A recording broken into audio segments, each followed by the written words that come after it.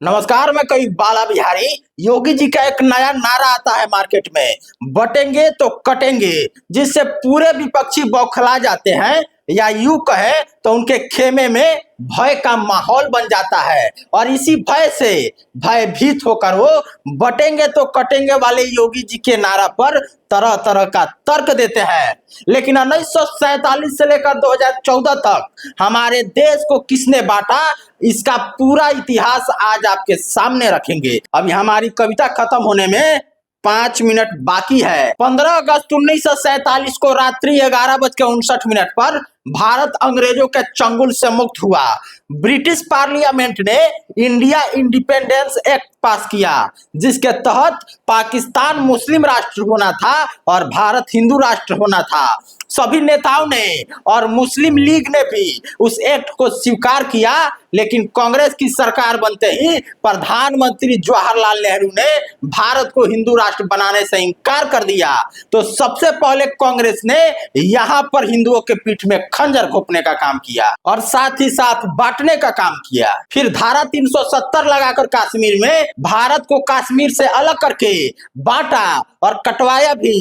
कश्मीर के घाटियों में रातों रात लाखों हिंदुओं का कत्लेआम हुआ। हिंदुओं के माताओं बहनों के साथ दरिंदगी हुई। आखिर उसका जिम्मेदार कौन था? ये ओवैसी का भाई बोल रहा है कि हम यहाँ किराएदार नहीं है। जितना हिंदुस्तान में हिंदुओं का अधिकार है, उतना हक हमारा भी है। तो कश्मीर से लाखों हिंदुओं को क्यों भगाया गया? घाटी से रातों रात उन्हें काट कर पीट कर क्यों भगाया गया? आखिर क्यों वहां के हिंदू पलायन करने पर मजबूर हुए?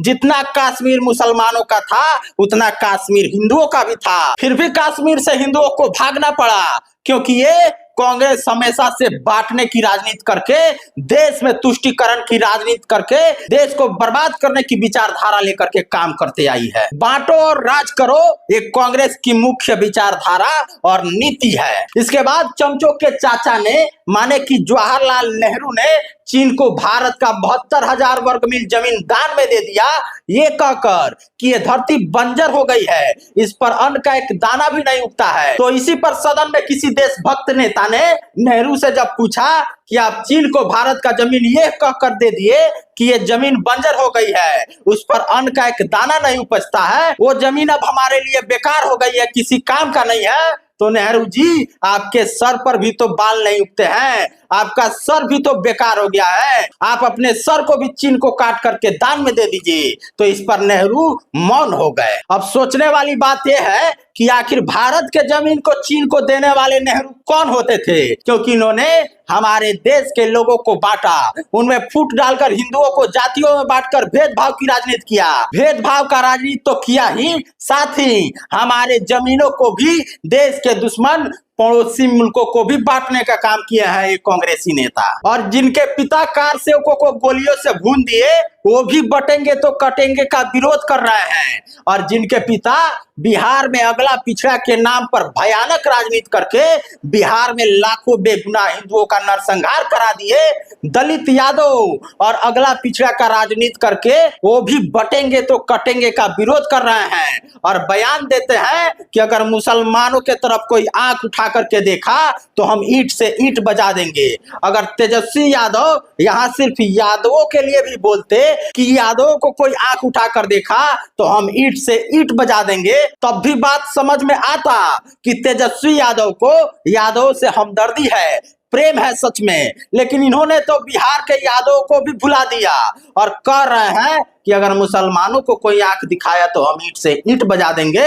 इस बात को इस देश के और बिहार के हिंदुओं को सोचना चाहिए और ऐसे नेताओं से सतर्क रहना चाहिए। और जागो हिंदुओं जागो, ये मुसलमानों के लिए ईंट से ईंट बजाने की बात कर रहे हैं, इसलिए सावधान हिंदू, बटोगे तो कटोगे का जो विरोध कर रहे हैं, उन नेताओं के मानसिकता को समझने का प्रयास कीजिए और उनसे सतर्क रहिए, सावधान रहिए। और सुनिए, अभी हमारी कविता खत्म होने में 5 मिनट बाकी है। वैसे आपको याद दिला दूं कि कुछ लोग कह रहे थे कि 15 मिनट के लिए प्रशासन हटा दो, फिर हम सभी हिंदुओं को काट देंगे। तो गोधरा कांड जब हुआ था तो गोधरा कांड में हमने इनकी इच्छा पूरी कर दी थी और 5 मिनट के लिए प्रशासन हटा दिया था, जिसका नतीजा ये हुआ कि आज भी वहां के जाहिल बाप बाप चिल्ला रहे हैं। इसलिए इन 15 मिनट वालों के गीदड़ बप्पियों से मत घबराना।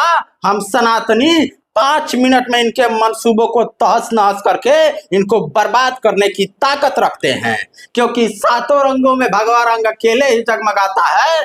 सातों रंगों में भगवा रंग अकेले ही जगमगाता है। मुश्किल से मुश्किल हालात में भी हिंदुत्व कभी नहीं जगमगाता है। और इस ओवैसी के गीदड़ भपकियों से मत घबराना दोस्तों, क्योंकि गांव में जब आग लगता है तो सबसे पहले कुत्ता ही भागता है।